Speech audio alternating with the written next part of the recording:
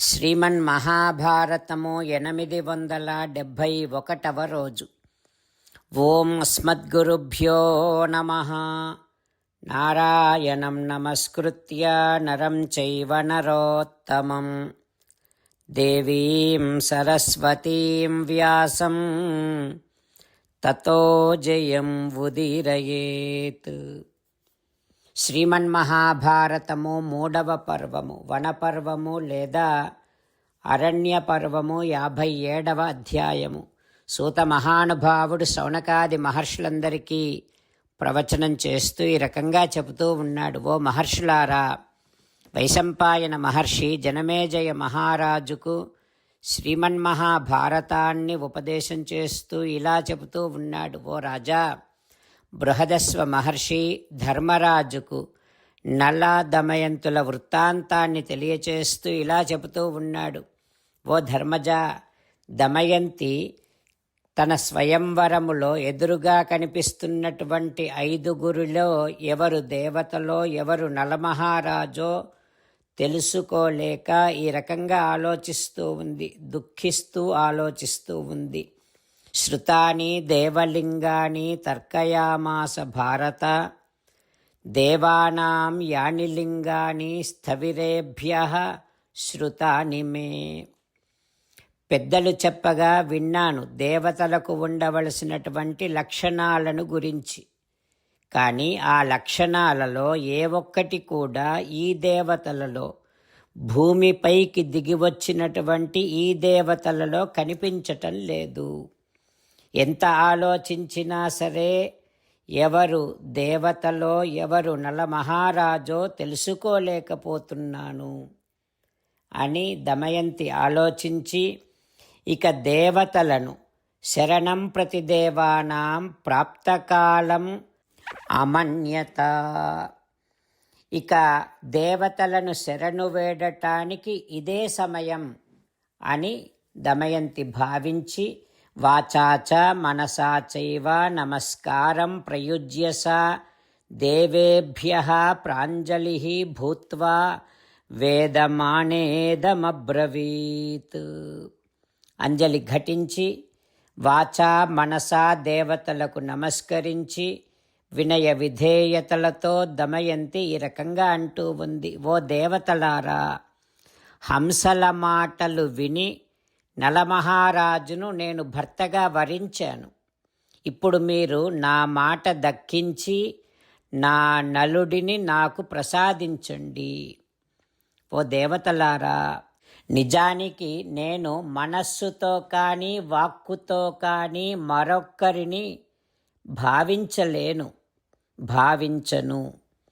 ఈ మాట సత్యమే అయితే ఆ సత్యముతో మీరు నాకు నలుడిని ఇచ్చెదరుగాక.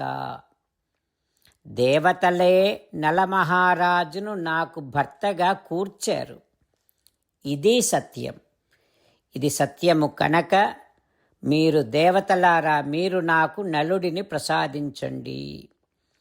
నలుడిని పతిగా ఆరాధించటం అనే వ్రతము నేను ఆరంభం చేశాను. ఇది సత్యం. అందుకని మీరు నాకు నలుడిని ప్రసాదించండి.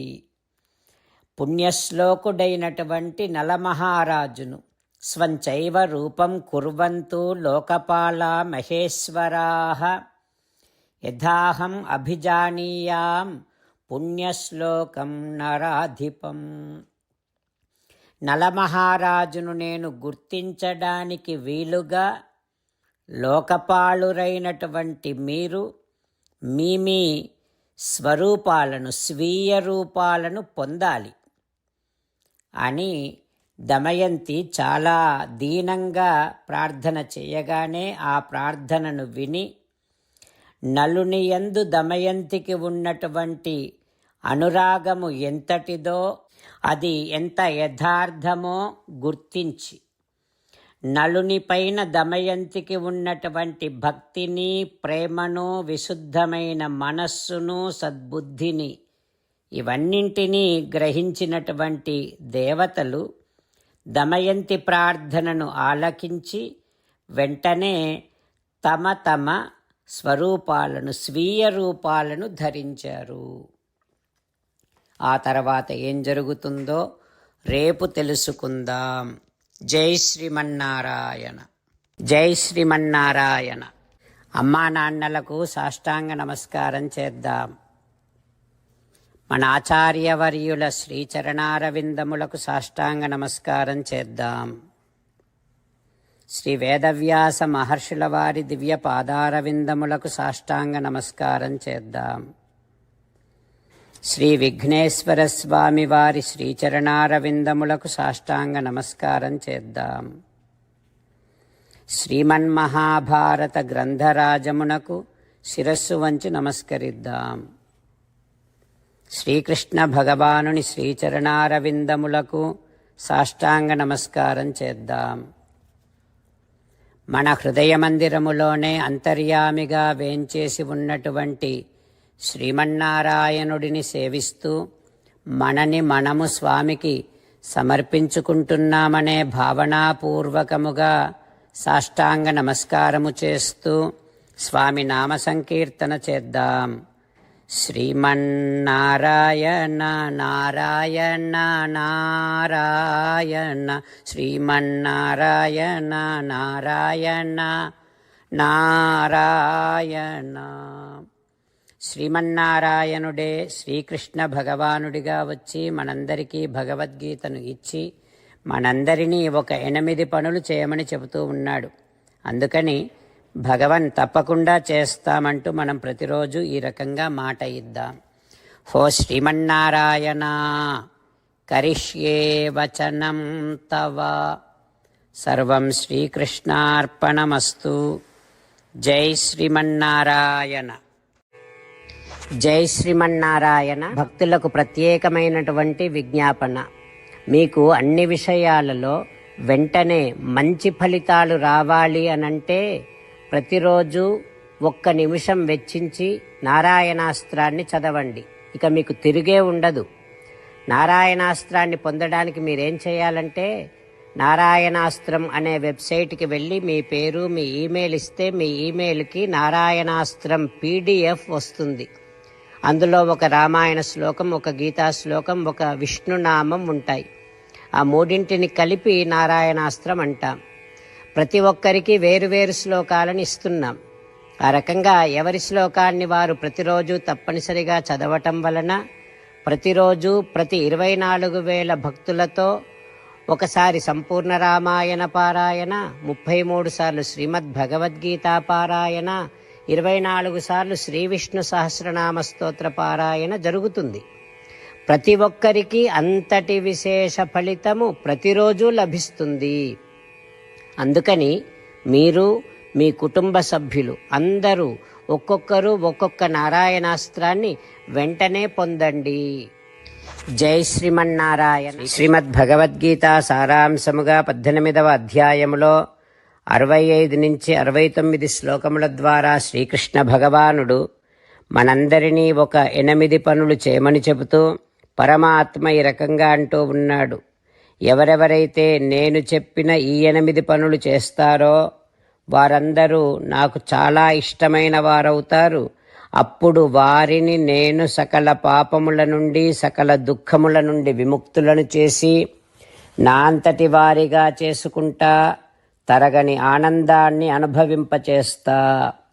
నిజమే చెబుతున్నా, ప్రమాణము చేసి చెబుతున్నా అంటూ సాక్షాత్తుగా దేవదేవుడైన శ్రీమన్నారాయణుడైన శ్రీకృష్ణ భగవానుడే మనను ఈ 8 పనులు చేయమని చెబుతూ ఉన్నాడు కనుక హో శ్రీమన్నారాయణ, కరిష్యే వచనం తవ, తప్పకుండా చేస్తా, నువ్వు చెప్పినట్టే చేస్తా అంటూ మనం ప్రతిరోజు దేవదేవుడైన శ్రీమన్నారాయణుడికి ఈ రకంగా మాట ఇద్దాం. హో శ్రీమన్నారాయణ, నువ్వు చెప్పినట్టే నేను నిన్నే సంతతము ధ్యానము చేస్తూ ఉంటా. హో శ్రీమన్నారాయణ, నువ్వు చెప్పినట్టే నేను నీ భక్తుడిగానే ఉంటా. హో శ్రీమన్నారాయణ, నువ్వు చెయ్యమన్నట్టే నేను నా విధులను, కర్తవ్యాలను నీ సేవగా, నీ తృప్తి కోసమనే సక్రమంగా నిర్వర్తిస్తూ ఉంటా. ఓ శ్రీమన్నారాయణ, నువ్వు చెప్పినట్టే నేను నీవాడిని అనే మహావిశ్వాసాన్ని సంతతము కలిగి ఉంటూ నా హృదయములో నీకే నమస్కరిస్తూ ఉంటా. ఓ శ్రీమన్నారాయణ, మామేకం శరణం వ్రజ, నన్నొక్కడిని మాత్రమే శరణు వేడుకో అని నువ్వే అన్నావు కనుక నేను నిన్ను ఒక్కడిని మాత్రమే శరణు వేడుకుంటా. ఓ శ్రీమన్నారాయణ, మా శుచః, ఇక దుఃఖించకు అని నువ్వే నాకు భరోసా ఇస్తూ ఉన్నావు కనుక నేను ఇక దుఃఖించను. ఓ శ్రీమన్నారాయణ, నువ్వు చెప్పినట్టే నువ్వు నా కోసమని చెప్పిన శ్రీమద్భగవద్గీతను ఎప్పుడో ఒక్కసారి కాకుండా ప్రతిరోజు కనీసం ఒక్క శ్లోకాన్నైనా అనుసంధానము చేస్తూ గీతోపదేశాన్ని జ్ఞాపకం చేసుకుంటూ ఉంటా.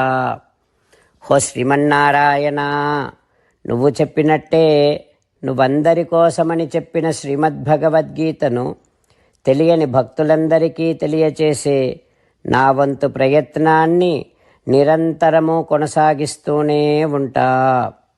ఓ శ్రీమన్నారాయణ, నేను నువ్వు చెప్పినట్టే చేస్తా, నీకు నచ్చినట్టే ప్రవర్తిస్తా, నీకోసమే పని చేస్తూ ఉంటా. కరిష్యే వచనం తవ.